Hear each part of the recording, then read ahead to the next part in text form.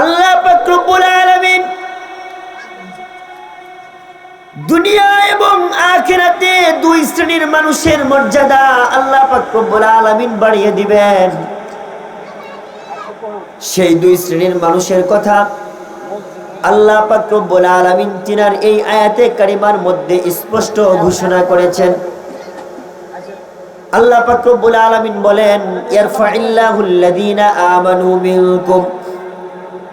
দুনিয়ার মানুষ, আল্লাহ পাক রব্বুল আলামিন তোমাদের মধ্যে যে আল্লাহ পাক রব্বুল আলামিনের প্রতি ঈমান আনয়ন করবে, তোমাদের মধ্যে যে ব্যক্তি ঈমানদার, যে আল্লাহ পাক রব্বুল আলামিন সহ দুনিয়া আখিরাত জান্নাত জাহান্নাম ফেরেশতা যে সমস্ত বিষয়ের উপর ঈমান আনা জরুরি, সেই সমস্ত বিষয়ের উপর ঈমান আনবে, আমি আল্লাহ পাক রব্বুল আলামিন দুনিয়া এবং আখিরাত উভয় জাহানেই তার মর্যাদা বাড়িয়ে দেব।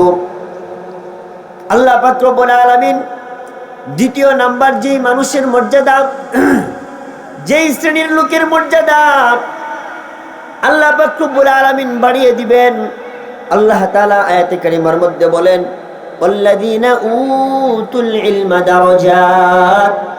এবং আল্লাহ পাক রব্বুল আলামিন যাকে ইলম দান করেছেন, কোরআন এবং হাদিসের ইলম দিয়েছেন, এই কোরআন এবং হাদিসের ইলম যাকে দিয়েছেন তার মর্যাদা আল্লাহ তাআলা দুনিয়াতেও বাড়িয়ে দিবেন এবং আখিরাতেও আল্লাহ তাআলা তার মর্যাদা বাড়িয়ে দিবেন।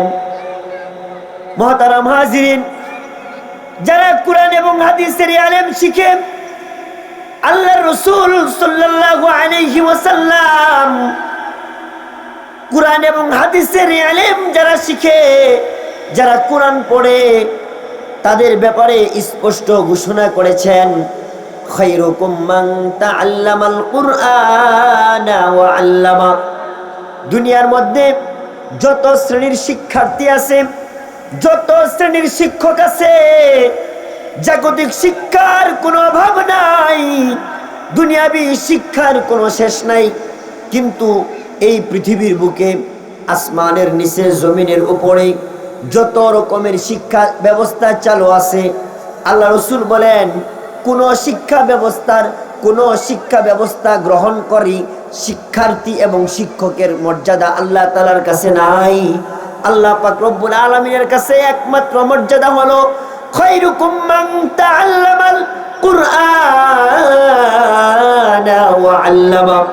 তোমাদের মধ্যে একমাত্র সর্বশ্রেষ্ঠ হলো ওই ব্যক্তি, যে ব্যক্তি কোরআন শিক্ষা করে এবং অপর মানুষকে কোরআনের শিক্ষা দেয়। তাহলে যে নিজে কোরআন পড়ে এবং অন্যজনকে কোরআন পড়ায়, এই মানুষের মর্যাদা দুনিয়াতে যত শ্রেণীর মানুষ আছে, সমস্ত শ্রেণীর মানুষের চাইতে এদের মর্যাদা আল্লাহ তাআলার কাছে সবচাইতে বেশি। সুবহানাল্লাহ, সবচাইতে এদের মর্যাদা বেশি। আল্লাহ রাসূল সাল্লাল্লাহু আলাইহি ওয়াসাল্লাম দুনিয়াবি অন্য কোন শিক্ষার ব্যাপারে বলে নাই যে তোমাদের মধ্যে যে ইংরেজি শিখবে তার মর্যাদা সবচেয়ে বেশি, যে ইংরেজি শিখাবে তার মর্যাদা সবচেয়ে বেশি। তোমাদের মধ্যে জাগতিক লাইনে দুনিয়ার জ্ঞান, দুনিয়া হাসিল করার জন্য যেই শিক্ষা দরকার, সেই শিক্ষা যে করবে এবং যে শিক্ষা দিবে তার মর্যাদা বেশি, এমন কোনো কথা আল্লাহ রাসূল বলে নাই। একমাত্র মর্যাদা হলো কোরআনওয়ালার, যে কোরআন পড়ে এবং যে কোরআন পড়ায়, এর মর্যাদা। পৃথিবীর মধ্যে যত মানুষ আছে, সকল মানুষের চাইতে এদের মর্যাদা বেশি। কেমন বেশি? হযরতে আয়েশা সিদ্দিকা রাদিয়াল্লাহু তাআলা আনহা থেকে বর্ণিত আছে, তিনি বলেন, ইন্না লিল্লাহি আহলিনা মিনান নাস। আল্লাহ পাক রব্বুল আলামিন আহকামুল হাকিমিন, দুনিয়ার মানুষের মধ্যে আহকামুল হাকিমিনের কিছু খাস লোক আছে, পরিবারভুক্ত লোক আছে। মুহতারাম হাজিরিন, আজকে আমাদের দুনিয়ার যারা ক্ষমতাসীন, দুনিয়ার যারা প্রভাব প্রতিপত্তিওয়ালা, তাদের কিছু খাস লোক থাকে। দেখবেন কাউন্সিলর থেকে শুরু করে একদম মেয়র, এমপি, মন্ত্রী, সব শ্রেণীর ক্ষমতাধর মানুষের কিছু খাস কিছু পার্সোনাল মানুষ থাকে যারা তাদের আস্থাভাজন হয়। আল্লাহ পাক রব্বুল আলামিনের এমন কিছু আস্থাভাজন, এমন কিছু খাস লোক আছে মানুষের মধ্যে। আজকাল আমরা তো কোন নেতার খাস লোক হইতে পারলে বড় খুশি। যদি একজন কাউন্সিলরের খুব আপনজন হতে পারে, একজন মেম্বার, একজন চেয়ারম্যান, একজন মেয়র, একজন এমপি, মন্ত্রীর যদি কাছের মানুষ হইতে পারে, একজন বড় ক্ষমতাওয়ালার যদি কাছের মানুষ হইতে পারে, তাহলে তার চাইতে বড় আনন্দওয়ালা আর কেউ নাই। সে নিজেকে আর একটা চেয়ারম্যান দাবি করে। যে চেয়ারম্যানের কাছের লোক, দেখবেন চেয়ারম্যানের চাইতে তার ভাব কোনো দিক দিয়ে কম নাই। যে মন্ত্রীর সাথে চলাফেরা করে, যে এমপির সাথে চলাফেরা করে, দেখবেন তার ভাবসাব এমপির চাইতে অনেক সময় বেশি হয়ে যায়। কথা বলেন ঠিক কিনা? এমপির চাইতে তার ভাব বেশি। এমপি সাহেবের সাথে কথা বলতে হইলে আগে তার কাছ থেকে অনুমতি নিতে হয়। সে যদি অনুমতি দেয় তারপরে এমপি সাহেবের কাছে যাওয়া যায়। কথা বলেন ঠিক কিনা? অনেক সময় এমপি অনুমতি দিয়ে দেয়, কিন্তু হ্যাঁ, তার মান, তার পাওয়ার দেখাইবার লাইগা সে ৯-৬ ভোগী সুগি অনেক কিছু করে কিনা বলেন? মুহতারাম হাজিরিন, এবার বলেন, দুনিয়ার এই সমস্ত মানুষ যাদের ক্ষমতার ১ সেকেন্ডের কোনো ভরসা নাই, আসেনি? এখন আছে তো একটু বলে নাই, 1 সেকেন্ডের ভরসা নাই। দমটা বাইর হয়ে গেলেই সব শেষ। নিঃশ্বাসটা বের হয়ে গেলেই সব ক্ষমতা মাটি হয়ে যায়। আর হায়াতের তো, নিঃশ্বাসের তো বিশ্বাস নাই, আসেনি বলেন? এই মুহূর্তে যারা আছে, এশার আজান পর্যন্ত হায়াত আছে না নাই আমরা কেউ বলতে পারি না। অথচ এই যে একেবারেই অনিশ্চিত একটা ক্ষমতা, অনিশ্চিত একটা পাওয়ার, এই পাওয়ার পায়া পাওয়ারওয়ালার সাথী হইতে পারে, সে নিজেকে অনেক কিছু মনে করে। অথচ যেই আহকামুল হাকিমিন রব্বুল আলামিন, যিনি চিরকাল আছেন এবং চিরকাল থাকবেন, যার কোনো মরণ নাই, যার ক্ষমতার কোনো শেষ নাই, যার ক্ষমতার কোনো ক্ষয় নাই, যার উপরে আর কোনো ক্ষমতার ধর নাই, যার উপরে আর কোনো পাওয়ারফুল কেউ নাই, যদি ওই আল্লাহ রব্বুল আলামিনের খাস লোক হওয়া যায়, বলেন এর চাইতে বড় পাওয়ারওয়ালা, এর চাইতে বড় ক্ষমতাওয়ালা, এর চাইতে বড় খুশনসিব আর কিছু হইতে পারে? যদি কেউ আল্লাহর খাস লোক হয়ে যায়, তাহলে এর চাইতে বড় পাওয়া, এর চাইতে বড় সৌভাগ্য আর কিছুই হইতে পারে না। তো আম্মা জান আয়েশা সিদ্দিকা রাদিয়াল্লাহু তাআলা আনহা তিনি বলেন, ইন্না লিল্লাহি আহলিনা মিনান নাস, মানুষের মধ্যে আল্লাহ পাক রব্বুল আলামিনের এমন কিছু খাস লোক আছে যাদের সম্পর্ক আল্লাহ তাআলার সাথে গভীর। আল্লাহ যাদেরকে অত্যন্ত ভালোবাসেন, মহব্বত করেন, এবং তারাও মহান আল্লাহ পাক রব্বুল আলামিনকে মহব্বত করে। সাহাবায়ে কেরাম জিজ্ঞাসা করলেন, এই মানুষগুলা কারা? ইয়া রাসূলুল্লাহ, মান হুম ইয়া রাসূলুল্লাহ? আল্লাহ পাক রব্বুল আলামিনের খাস লোক, আল্লাহর ঘনিষ্ঠ লোক মানুষের মধ্যে এরা আবার কারা? আল্লাহ রাসূল সাল্লাল্লাহু আলাইহি ওয়াসাল্লাম বলেন, এরা হইল ওই সমস্ত মানুষ যারা দারুস সালাম ইসলামিয়া মাদ্রাসায় পড়ে আর পড়ায়। যারা মাদ্রাসায় পড়ে, দুনিয়ার যত মাদ্রাসা আছে, এই মাদ্রাসাগুলোতে যারা পড়ে এবং পড়ায়, আল্লাহ রাসূল সাল্লাল্লাহু আলাইহি ওয়াসাল্লাম বলেন, আহলুল কুরআন হুম আহলুল্লাহ ওয়া খাসাতুহু। যারা আহলে কোরআন, যারা কোরআনওয়ালা, যারা কোরআনের হাফেজ হইছে, যারা কোরআনের আলেম হইছে, এই কোরআনওয়ালা লোকগুলোই এরাই হইল আহলুল্লাহ, আল্লাহর পরিবারভুক্ত, এবং ওয়া খাসাতুহু, এবং এরাই হইল আল্লাহর খাস লোক। সুবহানাল্লাহ। যারা কোরআনওয়ালা, যারা কোরআন পড়ে, যারা কোরআন পড়ায়, এরাই হইল এই পৃথিবীর বুকে আল্লাহর পরিবারভুক্ত লোক, এরাই হইল এই পৃথিবীর বুকে আল্লাহর খাস লোক। আর হাসরের ময়দানে আল্লাহ পাক রব্বুল আলামিন এদেরকে নবীদের পরে সবচাইতে বেশি সুপার পাওয়ার আল্লাহ এদেরকে দান করবেন। নবীদের পরে আল্লাহ তাআলা সবচাইতে যাদেরকে বেশি পাওয়ার দিবেন হাসরের ময়দানে, তারাই হবে এই কোরআনওয়ালা, কোরআনের হাফেজ, কোরআনের আলেম, রাসূলের হাদিস যারা পড়ে এবং যারা পড়ায়, এদেরকে আল্লাহ তাআলা সেই দিন ক্ষমতা দিবেন। রাসূলুল্লাহ সাল্লাল্লাহু আলাইহি ওয়াসাল্লাম হাদিসের মধ্যে বলেন, ইয়াশফাউ ইয়াউমাল কিয়ামাতি আল আমবিয়া ওয়াল উলামা ওয়াশ শুহাদা ওয়াস সালিহিন।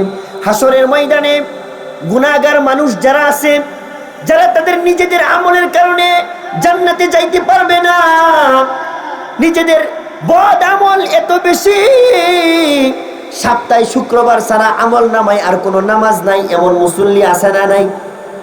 বছরে 2 ঈদের নামাজ ছাড়া তাদের আমল নামায় আর কোনো নামাজ নাই।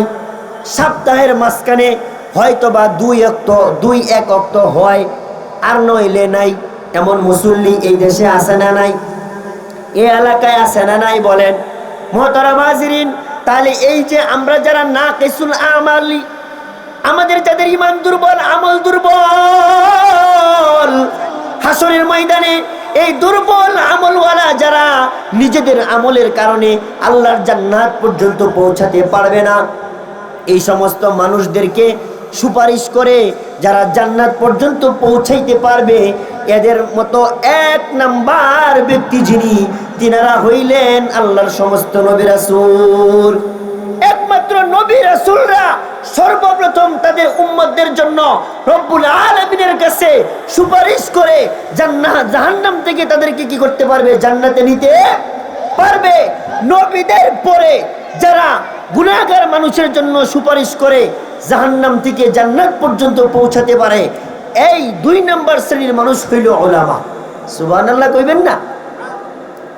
উলামায়ে কেরাম, যারা কোরআনের আলেম, যারা হাদিসের আলেম, যারা কোরআন এবং হাদিস পড়ে এবং নিজের সিনায় ধারণ করে সেই অনুযায়ী জিন্দগি পরিচালনা করে, এই সমস্ত হাফেজে কোরআনরা সেই দিন তাদের আত্মীয় স্বজন, সেই দিন তাদের মা বাবা, তাদের দাদা দাদি, তাদের চাচা চাচি, তাদের নানা নানি, এদেরকে সুপারিশ করে হাসরের ময়দানে আল্লাহ তাআলা তাদেরকে এমন পাওয়ার দিবেন যে জাহান্নাম থেকে বের করেই এদেরকে জান্নাত পর্যন্ত নিয়ে যাবে। সুবহানাল্লাহ। মুহতারাম হাজিরিন, আজকে আমরা আমাদের সন্তানদেরকে মাদ্রাসায় পড়াইতে চাই না। মাদ্রাসায় পড়াইলে এরা লিল্লাহ খাইতে খাইতে জীবন পার হইব, এমন মন্তব্য করে কিনা বলেন? আমাদের সমাজের মানুষের চিন্তা চেতনা এত নিম্নমানের, তারা চিন্তা করে মাদ্রাসায় কেবল দরিদ্র এবং অসহায় যারা একেবারেই খুব এতিম ফকির মিসকিন, যারা এদের ছেলেরাই মনে হয় মাদ্রাসায় পড়ে। ধনীদের ছেলেরা তো পড়বে ইংলিশ মিডিয়ামে পড়বে।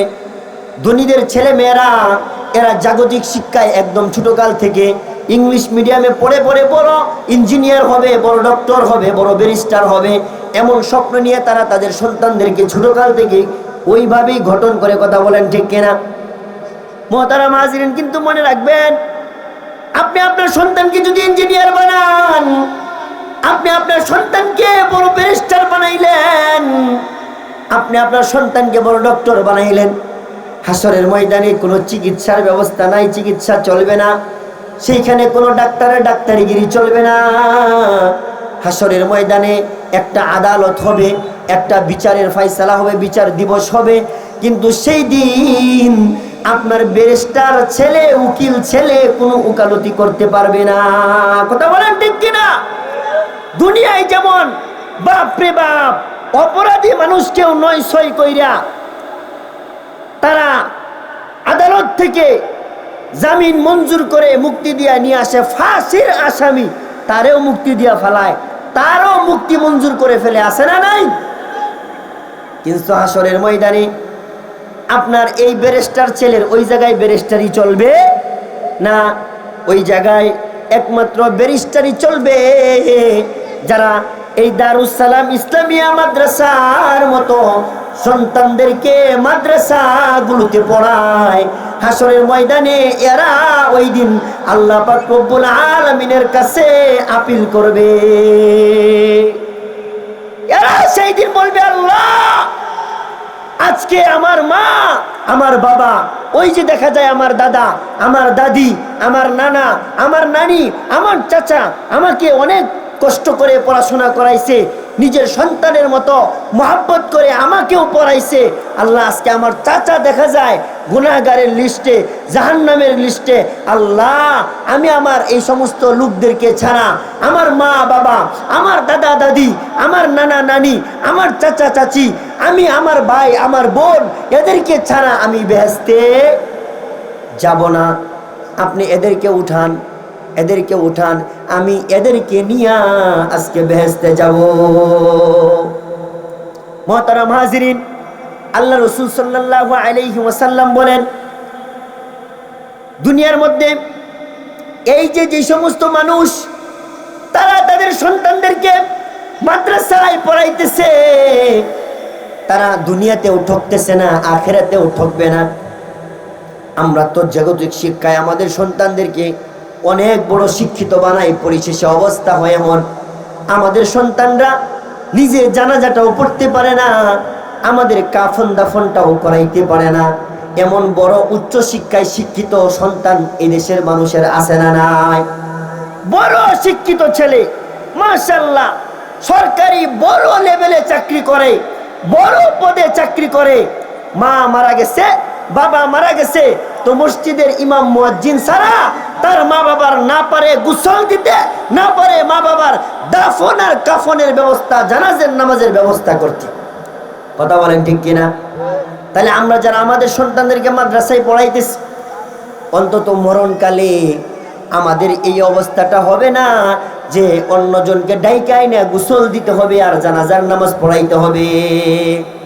মুহতারাম হাজিরিন, হাসরের ময়দানে আল্লাহ পাক রব্বুল আলামিন আপনার আমার যখন হাসরের ময়দান, আপনি আমি যখন হাসরের ময়দানে বড় পেরেশানিতে সময় পার করব, আর দুনিয়াতে যখন আমাদের একটা হাফেজে কোরআন সন্তান রেখে যাব, আমাদের একটা মেয়েকে কোরআনের হাফেজা বানায়া যখন রেখে যাব, এই সন্তানটা যখন আপনার আমার জন্য আল্লাহ পাক রব্বুল আলামিন কুরআনে হাকিমের মধ্যে মা বাবার জন্য দোয়া কেমনে করতে হয় সন্তানকে সেটা শেখানো হয়েছে।